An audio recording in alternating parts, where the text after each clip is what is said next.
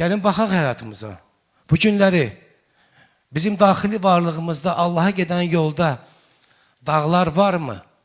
Sən o farisey kimi o birisindən yuxarıdan aşağı baxırsanmı? Ha, o günahkardır. Bəs sən günahkar deyilsənmi? Biz xoşduruq kiməsə barmaq uzatmağı. Amma 3 dənə ondan artıq özümüzdə olduğunu heç vaxt dərk etmirik.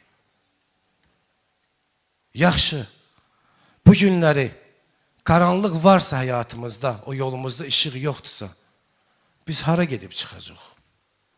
Yol bəs kimdir?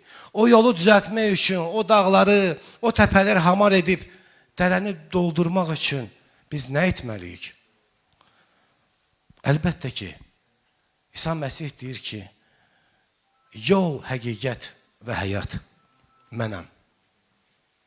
İsa deyir ki, mənim vasitçilim olmasa Allahın dərgahına heç kim düşə bilməz. Mənim yolum budur. Bu günləri budur. Sənin önündə 2 dənə yol var. Biri ölümə aparar, o birisi xilasa gətirər. Xilas yolu budur. İsa deyir, xilas yolu mənəm.